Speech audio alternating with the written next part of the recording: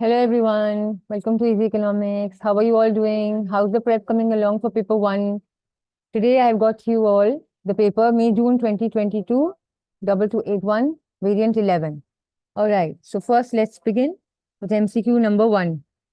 Alright, MCQ number 1 says a government uses different supply side policy measures to improve economic performance. Now, as we all know, supply side policy measures are measures which aim to increase the aggregate supply. Which policy measure would not satisfy one of the government's macroeconomic aims? Changing the tax system, which leads to more tax evasion, encouraging foreign investment, which improves the balance of payment, privatizing state industries, which increases economic growth, and D says retraining redundant workers, which lowers unemployment. All right. The first one says changing the tax system, which leads to more tax evasion. The second one says encouraging foreign investment, which improves the balance of payment. Now, they are saying which one of them would not be able to satisfy the government macroeconomic aims. So, if you look at B, encouraging foreign investment is improving the BOP. So, that's not the case. If you look at C, privatizing state industries, which increases economic growth, this is again a favorable situation. So, this would not be the case. D says you're retraining redundant workers who were previously unemployed, who were previously laid off, which is actually lowering the level of unemployment level, increasing the employment level or lowering the unemployment level. So again, this is a favorable situation. So which is the correct option? A, changing the tax system, which leads to more tax evasion. So this is not satisfying the government macroeconomic aim. Obviously, although you're changing the tax system, but then it's giving rise to black economy. People are evading taxes. So it's A. All right, let's look at number 2. What could cause an increase in demand for a factor of production? Now, why would there be an increase in demand for factors of production? A says decrease in the efficiency of the factor of production. If there is an increase in the efficiency of the factor of production, there won't be a demand, so you can chop it off. B says decrease in the price of an alternate factor of production. If there would have been a decrease in the price of an alternate factor of production, for instance, let's say if labor was getting expensive and getting hold of machinery or making use of capital was more in a favorable situation. So decrease in the price of capital would then have been in a favorable situation. So you won't be demanding that factor of production. Instead, you would be going for an alternate factor of production. So you can chop this off. C says increase in the demand for the good or the service produced. Exactly, when there is a rise in the demand for that particular good or service, it eventually leads to the demand for the factors of production. Why, for instance, if there's a rise in your products demand, so obviously you will be expanding the production then. And then for expanding the production, you will be needing more of the factors of production. You will be hiring more labor. All right. So it has to be C. 2 is C.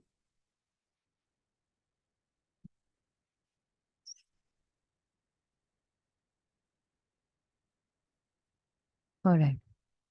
Number 3. Which components, in addition to GDP per head, are included in the Human Development Index? All right. Human Development Index has 2 more elements apart from the GDP per head, which are life expectancy and years of schooling. So, without even looking at the options, you can say C, life expectancy at birth and years of schooling. So, it has to be C. 4. The US government introduces tariffs on steel imported from China. Now, it's imposing taxes on steel that is imported from China. Who's doing that? The US government. What happens eventually? This increases the price of imported Chinese steel. All right. So what happens? The price of the imported Chinese steel that is coming into the US eventually rises. Whose income would be likely to increase as a direct result? So now they are asking whose income would eventually increase. All right. You're imposing tariffs. You're imposing taxes.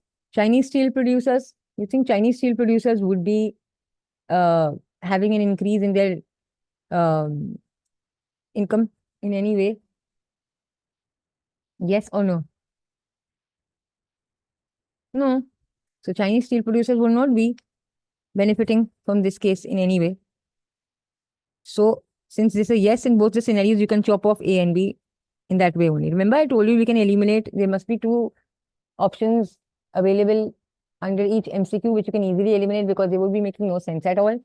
So by looking at it, we can obviously say then since they are not be able to their income are not going to rise at all, Chinese steel producers. So you can chop A and B that moment only. All right. Now, for C and D, both says no, Chinese steel producers would not be witnessing an increase in their income. But what about the US government? US government would be increasing. Why? Because by way of taxation, their revenue, the government would having more revenue. So it has to be C. Get it? 4 has to be C. All right. Let's move to number 5. A government retrains unemployed industrial workers to increase the employment opportunities. The policy may have adverse effects on other government macroeconomic aims. Now, what are they doing? The government is retraining certain industrial workers in order to boost the employment level. But however, they are saying this policy could have some negative impacts on some other macroeconomic government aims.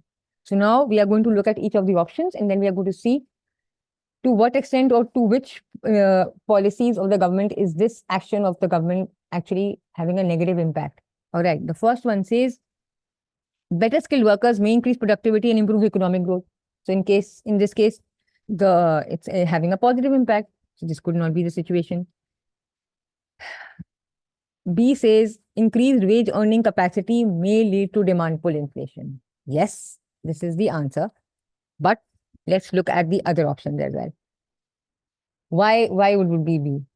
Let's first look at the other option, then I'll explain you why B. C says more employed workers may reduce government expenditure on benefit payments. So this is a favorable situation. Why? Because when employment level increases, government need not to pay unemployment benefits.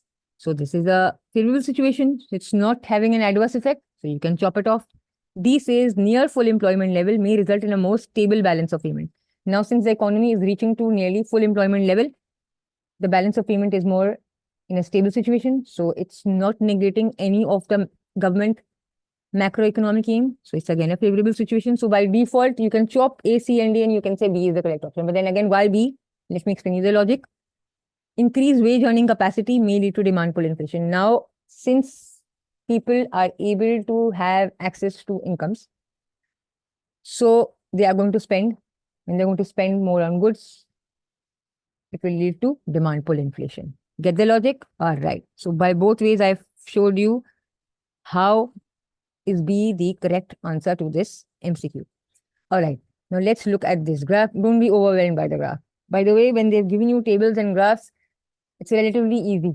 All you need to do is try to understand and depict the relationship that they are trying to tell you. All right. The diagram shows the demand and the supply for apples. On the vertical axis, they've given the per kg price in dollars. On the horizontal axis, they've given the quantity in tons per thousands. They're saying to what extent is the market for apples in disequilibrium at a price of $2.5 per kilo. So, all right, first let's look at where is 2.5 per kg. 2.5 per kg is here. All right. So they're saying the market is in disequilibrium. All right. So this is the demand and this is the supply curve. So this 400 is what? This is the quantity. This is the quantity demanded. And 800,000 tons is the quantity supplied. So the quantity supplied is 800,000 tons. And the quantity demanded is 400,000 tons. Right? So this means that this entire area is excess supply. What is this entire area? This is excess supply. So by how much there exists an excess supply? By 400,000 tons. Right? So supply is exceeding demand by 400,000 tons. 6 has to be D. Get it? All right. Let's move on to 7. Number 7 says the diagram shows the fixed cost, the variable cost, and total cost of a firm at output S. All right. So first you need to mark which one is the fixed cost, which line is telling you the variable cost, and which is showing you the total cost. Now always remember fixed cost in the short run, the fixed cost remain the same, right? It's only in the long run when all the costs are variable, right? So this is the fixed cost, the horizontal line. This, since variable cost varies with the level of output, when the output level was 0, the cost was 0. So this is the variable cost and this is total cost. Why? Because fixed cost plus the variable cost is giving you total cost. All right. So we've marked each of the curves, the cost, fixed cost, the variable cost, and the total cost curves. Now they're saying at output S at this level, which distance is representing the firm's variable cost. Now, P to Q is representing the fixed cost. P to Q, the distance is representing the fixed cost. This represents the fixed cost. So A is not the option. P to S. P to S, this entire distance is actually the total cost. So this is not the option. They are asking you the firm's variable cost. Which distance is representing the variable cost? PS is showing you the total cost. PQ was showing you the fixed cost. So A is not the option, B is not the option. R and S is showing you the fixed cost. So the correct option is D, QS. QS is showing you the variable cost. Variable cost is QS. So the answer has to be D. Hope it's clear. Number 8. The table shows the world output of iron ore and the average yearly prices for 4 years. What are they showing? The first part of the table shows the world output of iron ore, and the second part shows the average yearly price for 4 years. In each year, what was the price per ton? Now, in order to assess this table, we'll look at the options and then we'll see. All right. What can be deduced about the relationship between the world output of iron ore and the average yearly price of the 4 years? Let's look at the first option. It says the world output was highest and the average yearly price was also the highest. When was the world average output the highest? 2.86, 2.98, 2.22, 2.28. All right. When was it the highest? It was highest in 2.98. 2.98 was the highest in year 2. And they're saying the average yearly price was also the highest. The average yearly price was the highest, also is 135. All right, both the situations are satisfied. Let's put on a hold, let's put a tick on it, but then let's look at the other options available again. B says world output was highest and yearly average price was lower. The world output was highest when? 2.98. And they're saying at the same time the average yearly price was lowest. It wasn't lowest. Lowest was when? Lowest was in year 4. When it was 95 per ton. So it could not be the reason. C says the world output was lowest. When was the world output lowest? World output was lowest in year 3, 2.22. So they're saying the average yearly price was the highest. Average yearly price was not highest. It was 97 at that time. So again, C is incorrect. D says the world output was lowest. The world output was lowest again when? It was 2.22 in year 3. And the average yearly price was also the lowest. No, the average yearly price was not the lowest. Average yearly price was lowest in year 4 when it was 95. So D is incorrect. B, C, D again eliminated. A is correct again. Why? Because after elimination also it shows, and again by reasoning also it's A. Why? Because A says world output was highest. World output was highest. Yes, world output was highest in year 2 when it was 2.98. At the same time, the average yearly price was also the highest. It was 135. Yes, both the situations are satisfied, and by elimination also we have arrived at this answer. Hence, the answer for 8 is A. Number 9. Number 9 says a firm has a high price elasticity of supply, which means that the supply of that particular product is fairly responsive to the changes in price. What does this indicate? What does this indicate? Elasticity of supply was what? Percentage change in quantity supply upon percentage change in price, which means that when there's a small change in price, the responsiveness in, if there's even a slight increase in price, there would be a relatively high response in the quantity supply, right? Now, it says, what does this indicate? It can increase revenue by reducing the price. This is showing that this is related to the demand. This cannot be the option. B says it can quickly respond to changes in price. Yes, exactly. C says it keeps very low volumes of product in stock. If the firm has very low volume of product in stock, it won't be easy to respond. So this cannot be the situation. D says it produces a good that has close substitutes. Again, this is related to demand. This is not the option. So the correct option is B. If it has got a high price elastic supply, it shows that it can quickly respond to changes in prices. 10. A manufacturer of medical supplies benefits from improved road links to its main markets. What benefit definitely occurs as a result? Now, what is happening? He is a manufacturer of medical supplies, but he is benefiting from improved infrastructure. So, what does this show? Exactly, external economies of scale. What benefit definitely occurs as a result? Increased average revenue, increased external economies of scale, increased internal economies of scale, increased market share. Now, road links is nowhere related to increased internal economies of scale. Internal economies of scale would have been related to the expansion of the firm itself. Increased market share again is related to internals. Increased average revenue again is internal.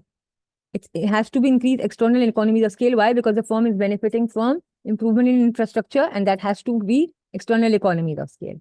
So 10 has to be B. 11. Which row shows an essential characteristic of competitive markets and monopoly markets? All right, it's so easy. What about monopoly? Monopoly is a situation when there is a single supplier in the market, right? And what about competitive markets? Competitive market is a market with number of firms that compete with each other, right? So the more competitive the market is, there would be the more the buyers and the sellers would be.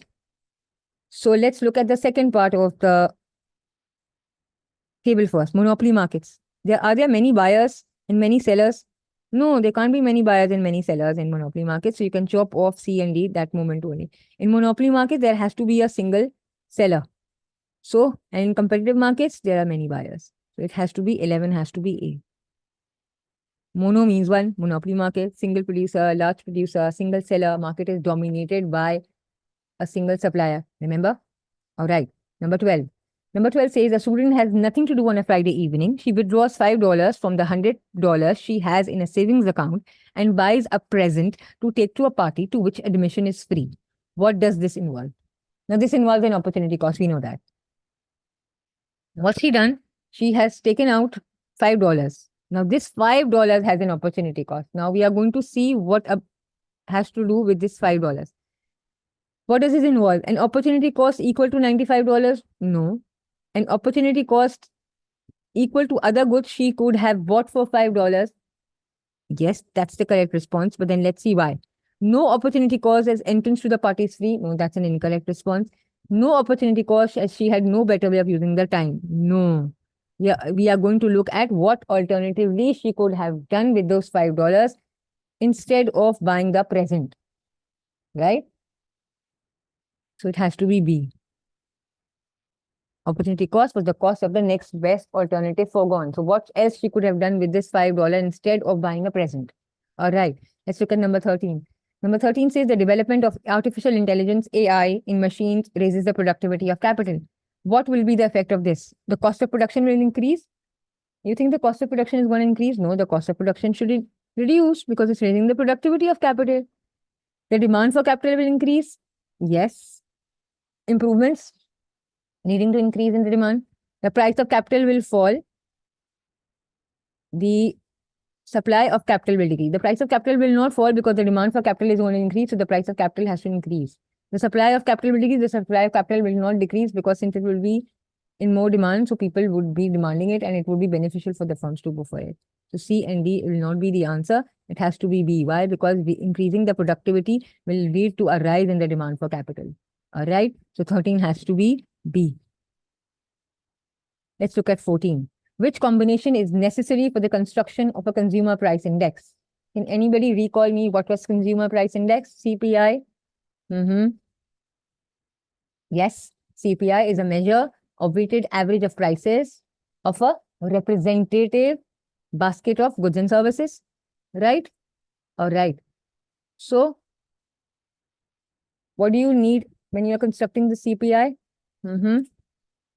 In order to construct the CPI, you need to select a base year, right? You need to see how households spend money. You need to attach weight. You need to attach weight to items of expenditure. And then you need to find out price changes. And then you'll construct it, right? So which combination is necessary for the construction of a CPI?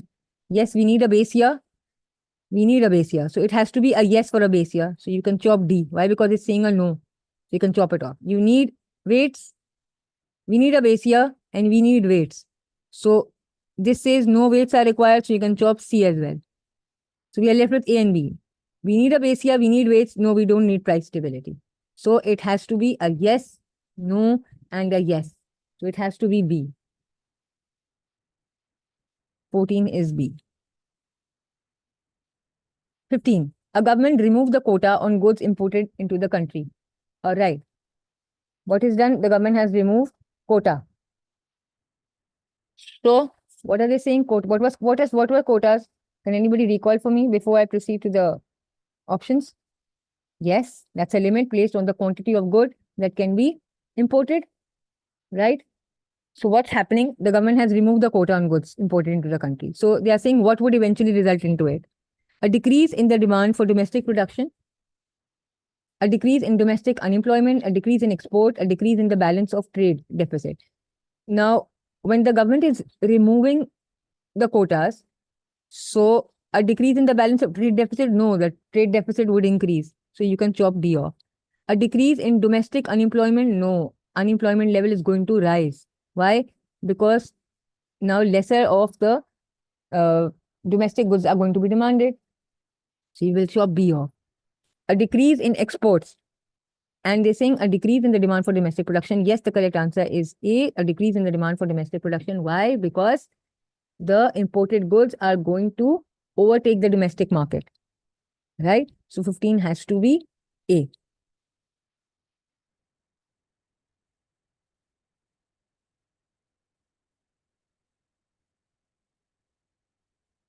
16.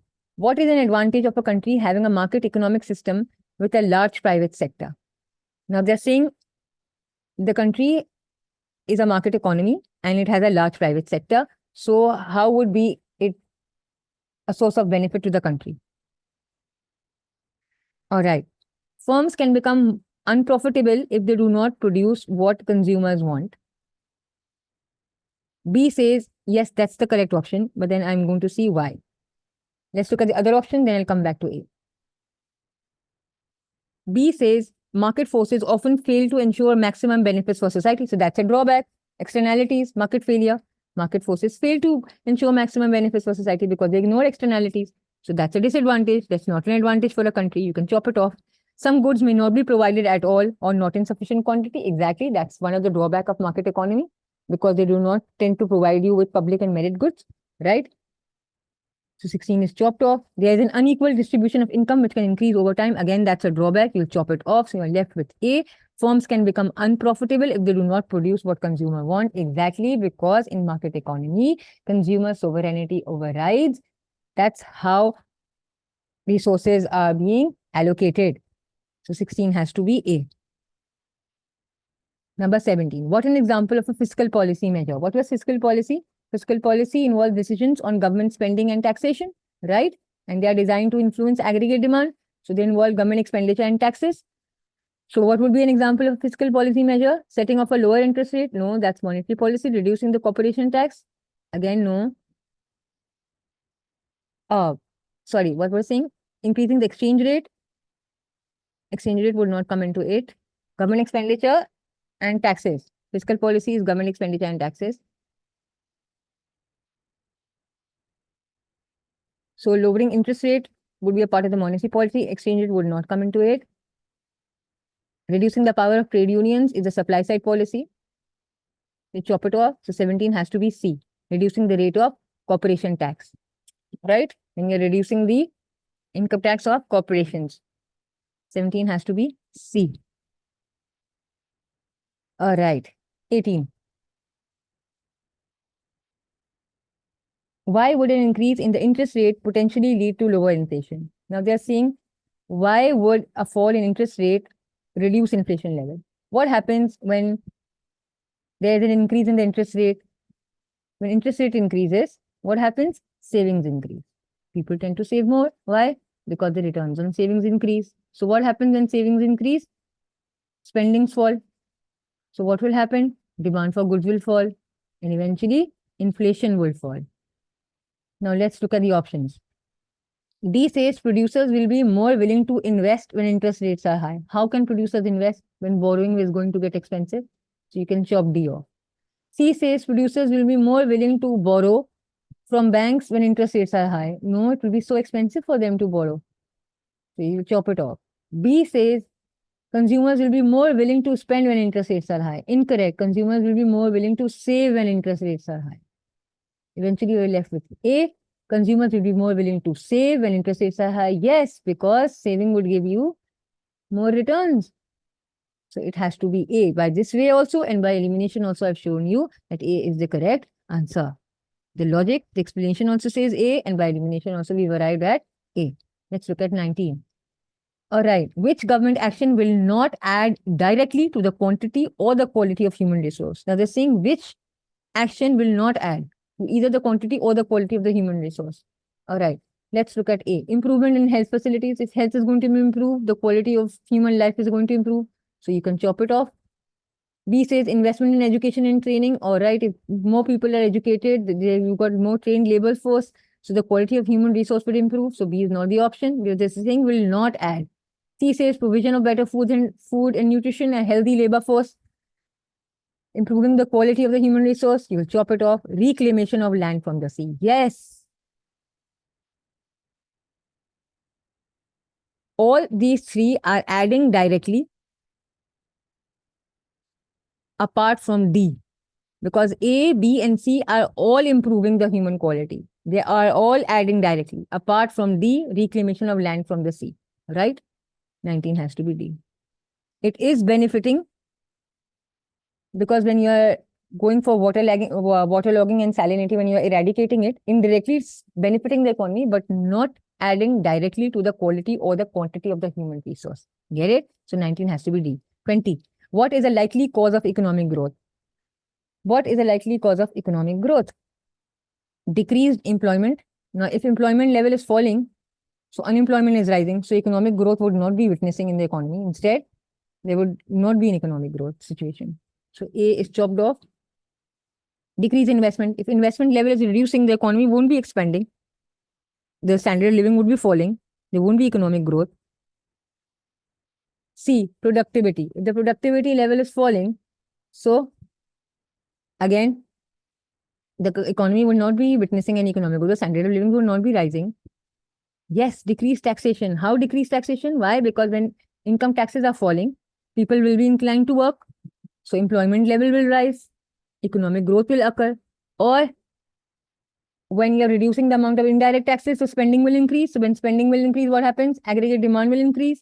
So when aggregate demand will increase, production is going to increase, and eventually economic growth will be there in the economy, right? So when you're reducing the indirect taxation or direct taxation, either ways, economic growth will be there. All right. So 20 has to be D.